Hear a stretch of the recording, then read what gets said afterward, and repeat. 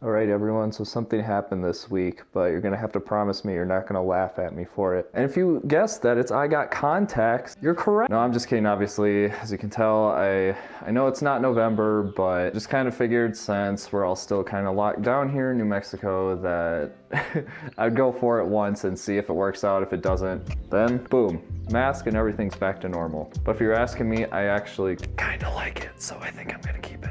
So it occurred to me the other day, I haven't actually introduced you guys to my number 2 around here, and she's like the most adorable thing in the world, so I might as well go ahead and do that. You're okay. This is my cat, Lyra. Lyra, say hi to the camera. Good job. Anyway, you cannot tell me that there is a more adorable cat out there. I mean, just look at that face. Down? Okay.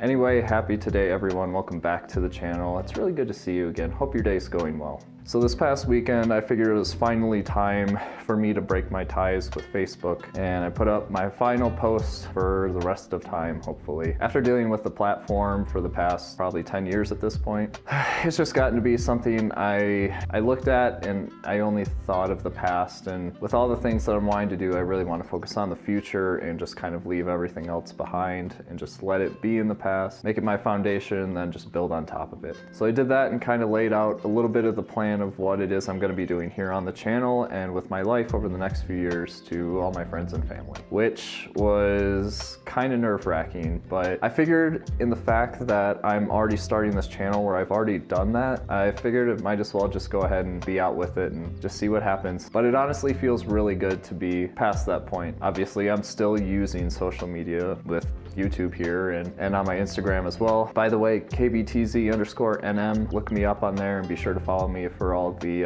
latest updates and everything before the weekly videos on this channel. Anyway, so I finally laid out everything and just threw it all out on the table, and it was really interesting to get, I guess, the amount of support from it. I didn't expect really anything negative from it, but at the same time, it's just really weird to be able to verbalize like that and just kind of bare my soul to the people that I actually know. It's not too hard to the camera, but when it comes to people that I'll be seeing every day or talking to regularly or have an opinion already formed about me, it's just a very weird thing. And it's not necessarily a bad thing. It's just something that I've never really experienced before. But I'm really looking forward to the change, getting Facebook out of my life, getting it out of my head, stop going to it all the time. Over the past few weeks, I put Facebook into a side page on my phone and buried it way down and blocked all notifications other than a few things that I need to keep relevant still. But just doing that alone, I was able to wean down to like 10 minutes of Facebook a week. But I don't want to be commenting on there all the time. I don't want to be scrolling. I don't want to be seeing all these things that just constantly bog me down, especially when I have all the plans that I have of things I want to be doing in my life and this progress I want to be making in it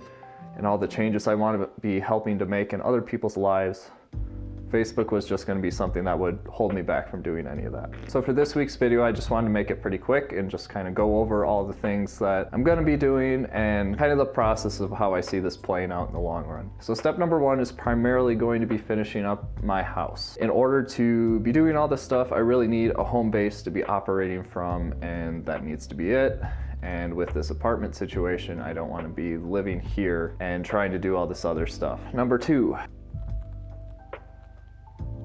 Anyway, so in addition to just getting the house done, that includes getting the building permit, finishing the building, getting the inspections, and then finally getting the certificate of occupancy, which I cannot wait to have happen. I'm getting so frustrated just waiting on everything and just kind of being in this interim period, but I'm in really no place to be complaining about anything. I'm just really thankful for it. It's just frustrating. But number 2 is going to be putting a greenhouse on the land. In a few minutes here, I'll show you guys the basic design of what it is I'm going to be going for. But in order to start these plans, the first thing I'm going to need to be doing is getting a space for me to actually be growing things from. Now, theoretically, I could grow in the soil, but as I've shown you guys, there's so many more benefits to hydroponic given the density, the water savings, and kind of everything else. So that's going to be the next big project once I'm finally living in the house, is to get a nice greenhouse put in so I can have an experimentation station for all the plant growing that I want to be doing. And that way with that dedicated space so I can start getting in touch with different food banks to potentially deliver fresh produce to them. I'm also trying to come up with some sort of subscription package or some sort of monthly thing that I can do with people, of sending them all the things that they need to get started, or most of the things that they need to get started for a set fee, and then having additional hydroponic plugs be sent out. Once people's plants reach maturity and are getting towards the end of their lifespan and then need to be replaced, or if unfortunately one dies or whatever, I'd like to be able to start something up with people so that we can start growing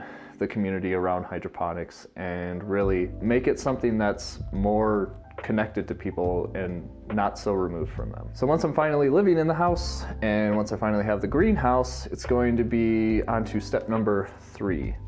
And what we're going to be doing for that is switching over to a hyper save mode, working overtime, and just kind of really getting down into figuring out what exactly this business is going to look like and what this community is going to look like. Because of course, with the amount of YouTube that I watch this week, Cody Co just happened to put out a video about this commune on TikTok, which was like, oh no, do people think this is what I'm wanting to do? I feel like I constantly need to explain what it is I need to do so that people don't think I'm going off the deep end and I'm gonna start naming myself like Moon Spirit Rock Dust or whatever. But no, I don't know. I've just seen so many images in my mind of this being such a beneficial community of people to not only just be able to have their own space, and for people just to be able to see the freeing feeling of one, living with less, but also working the soil and growing your own food and seeing exactly what it is that plants can teach us. Because there's a whole lot of lessons I've learned from gardening that I'm going to be sharing at some point here. I've been kind of writing a list. Anyway, I just see the potential for this place, and I'm so excited to have that time to start finalizing and crystallizing everything, start looking for properties, and just seeing what's out there and seeing what speaks to me and seeing what it is we can find and how many acres we can get, and just how we can set this whole thing up to be something that's really going to benefit people's lives, to just be an opportunity for people to really get down and dirty, to work hard, to have fun, to make connections, to meet other like-minded individuals, and to be able to not only see within themselves what they're capable of, but what they can inspire and influence others into being capable of doing as well. Okay, is there anything else I wanted to say? Also, you might have noticed behind me that there's kind of like nothing in here anymore, like my painting is gone and all that. That's because I just kind of figured that, well, there's not really too much deep reasoning behind it. It's mainly the fact that there is literally no space whatsoever in the house to be able to hang paintings on the wall anymore. I've covered pretty much the entire wall that I don't have a 4-foot by 7-foot section of wall that will stay open. So needless to say, I gotta sell them. From the sounds of it, my brother's gonna be able to take one of them, but I still have the large black and white one that was behind me in the previous video. If anyone out there wants that, be sure to hit me up. More than happy to negotiate a fair price on it with you. So if it spoke to you at all, please message me. But yeah, this room is more or less getting emptier and emptier by the day. And it's kind of a weird feeling because I don't like being in a completely empty room. It obviously echoes a little bit more and it just feels a little off, but that's okay. I'm not going to be here that much longer, and I need to start working stuff out anyway and just getting to a point where I'm finally ready to be moving over to the new place, because that's the end goal. This place isn't, so I can be uncomfortable for the time being, all for a better future in where I actually want to be. But I feel like you guys have heard enough of me just monologuing on, so let's go ahead, switch over to the office, and I'll show you the basic layout of what we're looking for in the greenhouse. Oh hey, welcome to my office. So being a CAD guy and working in that environment the past 10 years or so at this point, I'm pretty good at laying my ideas out digitally. For instance, the bus that I converted into an RV, which I'm going to be doing a video on here this next week, that was only based off of one isometric view that I just drew and kind of built from there. I didn't really work any dimensions or anything. Basically how my mind works is I get all the ideas up here and everything stews around for a very, very long time with a lot lot of focus. And then after it's had enough time to just be ruminated on for a probably excessive amount of time, then I can just put it all out on paper, see a visual of it, and then know exactly what it is I need to do for it. So that's what we're gonna do here. I'm gonna take some time, just come up with a basic design and go over what it is I'm looking to have in there. It's not going to be a final design by any means, but I just want to be able to communicate things a little bit more clearly. One thing that I've discovered with myself is I can think so intensely on things for so long that I know what it is I'm thinking, but when I go to actually communicate that to other people, I am not the greatest. So that's something I'm trying to do here, and I want you guys to be as excited about this thing as I am, because it's going to be so cool. There's going to be a lot of neat features into it. So without further ado, go ahead and get drawing once I move my cat. You're in the way, but you're too cute.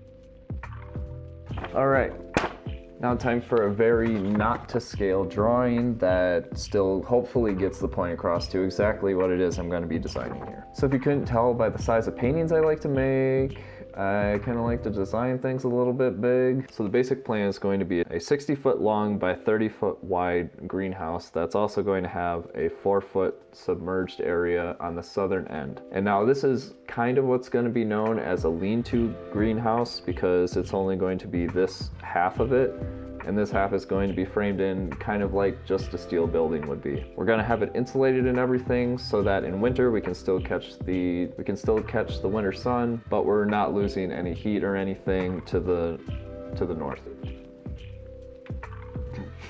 And plus, if I remember right, I don't believe any growing light actually does come in from the northern side, so we're not going to be missing out on too much there. If anything, we might just have to clear out a tree or two in order to make sure that we get enough light in here, or have some reflectors on the top north wall or something like that. Okay, so that's the basic footprint of what we're looking at. It's going to be 20 feet high, and so this is going to be a very substantial amount of growing area. Because as much as I like to rag on in-soil growing, that is something that I actually want to be doing in here, because there's a few trees that I would like to grow that are more tropical. For instance, there's what's known as the ice cream banana tree, which grows blue bananas that apparently taste like ice cream. And I have always wanted to try and grow one, so if I can keep it warm enough in here during the winter. I think that tree grows all the way down into zone 8, but I'm not sure. Hold on, let me just summon up the image here of what the growing zone is. Yeah, so there you go. Hopefully with the shelter and the sun going in, and with having a insulated northeast, northwest wall, we can essentially raise our local zone here up 1.5 to hopefully meet up with that, and to be able to grow some more exotic stuff like that. So in addition to ice cream banana trees, I would also really like to be able to grow vanilla plants and passion fruit vines, and to be able to have those in here. So the one thing though that I'm most excited about was actually something I just came up with the other day, and that was the fact that since I was a kid, I've always been like super fascinated with insects and with butterflies and stuff like that, and I was like, well, I'm gonna be having a greenhouse that needs to be pollinated, so why not just have a butterfly forest in there as well? And so I got thinking about it, and then I was like, well, you know, caterpillars tend to eat through a lot of things, so I don't want them damaging my crops or anything like that. But then looking into like the black swallowtail family, how their caterpillars only eat the leaves of like the rose family and the marigolds. So I think as long as I have an area for those plants, then I can actually have a butterfly forest started in here, which I am so excited about. And it sounds so dumb, but I don't know. I just love butterflies, I love moths, so I think they're the coolest thing ever. So yeah, we're gonna definitely have to have that in here as well. But anyway, so that's the overview of the profile and size of it. And this is not a layout, obviously, that's set in stone at all. At some point I'll put together a CAD model and kind of give you guys a virtual tour. But we're gonna have some workbenches in there because I also want this to kind of be a workshop as well. I don't really have one out there, and with the size of this, I don't want to put in a third building. I think it would just be easiest to have a dedicated area within here to be able to do that. Also, I've been super fascinated with like water features and like faux waterfalls and ponds and stuff like that, so I'd like to have a koi pond in there because I can. Why not? Also, there's going to be a lounge area. With how I want to do this aesthetically, I figured I'm going to want to spend some time in there, so might as well have an area to kind of overlook everything and just enjoy that. So it's probably going to be raised up. I don't know if it's necessarily going to be a loft or anything, but at least just some area to gather together, to meet with people, to hang out, and just to be able to revel in semi-natural nature. Also, you can see here, this is the space where I'm looking to put the in-soil trees. Like I said, the banana tree, the vanilla vines, passion fruit vines. Also, did you guys know that vanillas were actually a type of orchid? I never realized that until a couple of years ago. I was looking it up, and apparently it's a thing. Vanilla orchids. The more you know. But obviously, the main focus of the growing area is going to be the hydroponics area, and that's probably going to be the largest chunk of what's going to be inside the greenhouse. There's going to be a lot of tower gardens that are going to be set up.